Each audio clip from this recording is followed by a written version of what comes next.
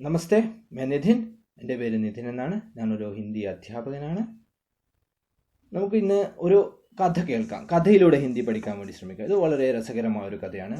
Michael Jordan എന്ന basketball പ്ലെയറിൻ്റെ ആത്മകഥയിൽ എഴുതിയിട്ടുള്ള ഒരു ഭാഗമാണിത്. നമുക്ക് ഇന്ന് കഥയിലേക്ക് കടക്കാം. जिस तरह सचिन तेंदुलकर क्रिकेट के भगवान माने जाते हैं, उसी तरह बास्केटबॉल खेल में മൈക്കിൾ ജോർദാൻ का नाम सबसे पहले आता है. നമ്മൾ ക്രിക്കറ്റ് കളിയിൽ എങ്ങനെയാണോ നമ്മൾ സച്ചിൻ ടെണ്ടുൽക്കറെ ഭഗവാനായി കണക്കാക്കുന്നത്, അതേപോലെ ബാസ്കറ്റ്ബോളിൻ്റെ കാര്യം പറയുമ്പോൾ നമ്മുടെ മുന്നിൽ ആദ്യം എത്തുന്നത് ആരുടെ പേരാണ്? മൈക്കിൾ ജോർദാൻ്റെ പേരാണ്. മൈക്കിൾ ജോർദാൻ एक അമേരിക്കി ബാസ്കറ്റ്ബോൾ ഖിലാഡി है. മൈക്കിൾ ജോർദാൻ ഒരു അമേരിക്കക്കാരനായ ബാസ്കറ്റ്ബോൾ കളിക്കാരനാണ്. जिन्होंने अब സന്യാസ് ले लिया है. ഇപ്പോൾ അയാൾ റിട്ടയർ ചെയ്തു. സന്യാസ് ലേന എന്ന് പറഞ്ഞാൽ റിട്ടയർ ചെയ്യുക. മൈക്കിൾ बहुत ही गरीब घर में पैदा हुए थे. മൈക്കിൾ വളരെ പാവപ്പെട്ട ഒരു വീട്ടിലാണ് ജനിച്ചത്. और उनके परिवार एक छोटे झोपड़ी में रहता था. അദ്ദേഹത്തിൻ്റെ കുടുംബം ഒരു ചെറിയ കുടിലാണ് താമസിച്ചിരുന്നത്. ചോപ്പടി എന്ന് പറഞ്ഞാൽ ഹട്ട്, കുടിൽ. മൈക്കിൾ की सोच हमेशा कुछ बड़ा करने की रहती थी. മൈക്കിളിൻ്റെ ചിന്ത എപ്പോഴും എന്തെങ്കിലും വലിയ കാര്യങ്ങൾ എന്തെങ്കിലും ചെയ്യണം എന്നായിരുന്നു. जब वो 13 साल के थे तभी उनके पिता ने एक दिन उन्हें बुलाया. അപ്പോൾ മൈക്കിൾ ജോർദാന് 13 വയസ്സുള്ള ഒരു സമയം ദിവസം അവൻ്റെ അച്ഛൻ അവനെ വിളിപ്പിച്ചു. एक पुराना टी शर्ट लेकर आया था.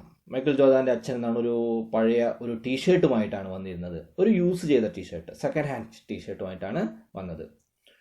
उसने ये टी शर्ट जॉर्दान को दिखाया और पूछा, बेटा इस टी शर्ट की कीमत कितनी होगी?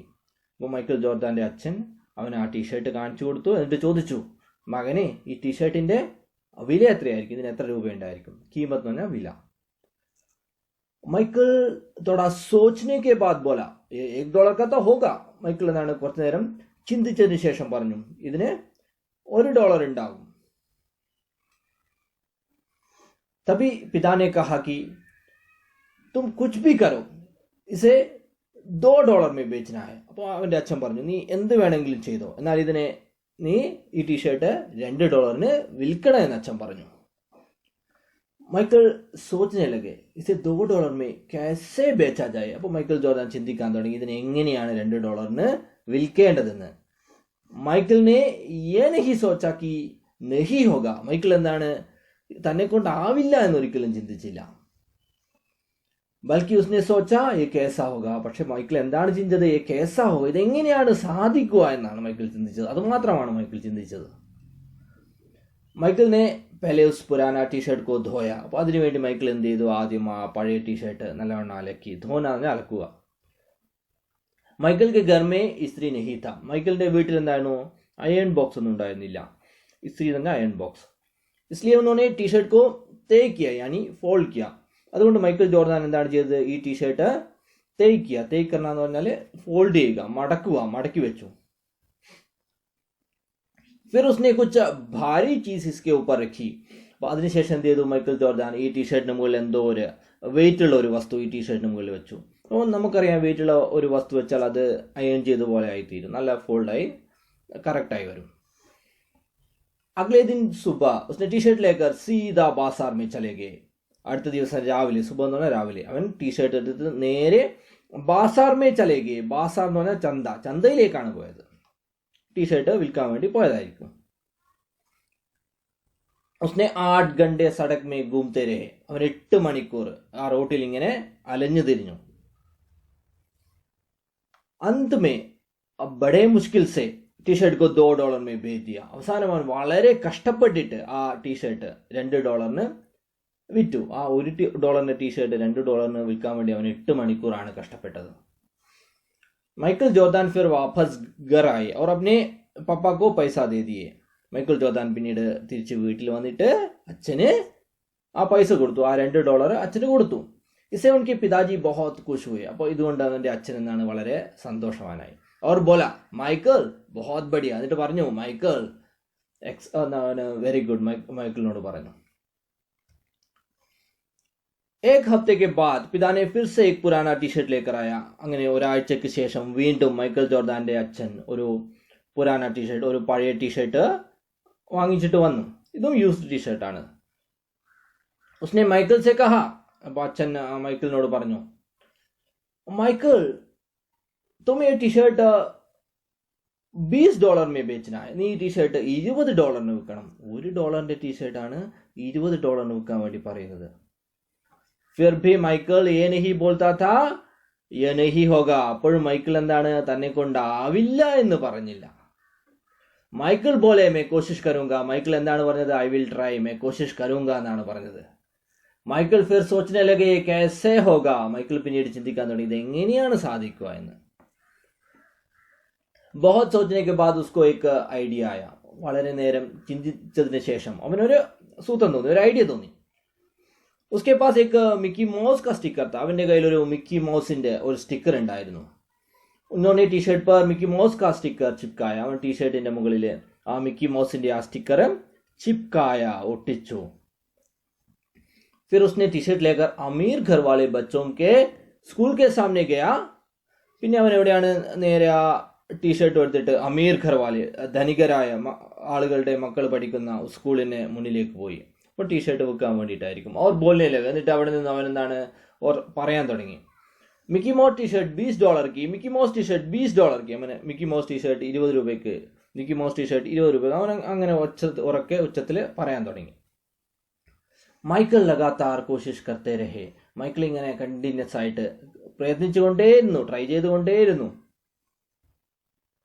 तब एक छोटी सी बच्चे ने अपने പപ്പാ से कहकर उसे खरीद लिया. അപ്പോൾ ഒരു ചെറിയ കുട്ടി തന്റെ അച്ഛനോട് പറഞ്ഞിട്ട് ആ टी शर्ट വാങ്ങി, खरीद लिया എന്ന് വാങ്ങിച്ചു.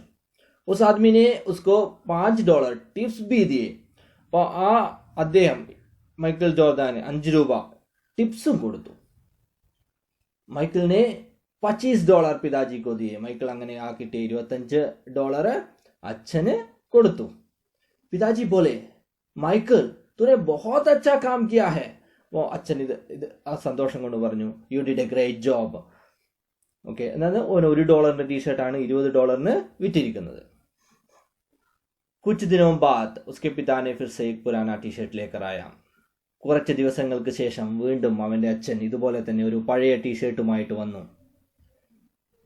उसने माइकल से कहा जाओ इसे $200 में बेच कर आओ. എന്നിട്ട് അവൻ എന്താണ് മൈക്കിൾ ജോർദാനോട് പറഞ്ഞു, പോകൂ, നീ ഈ टी शर्ट $200 വിറ്റിട്ട് വാന്ന് പറഞ്ഞു. $1 टी शर्ट $200 വിൽക്കാനാണ് പറയുന്നത്.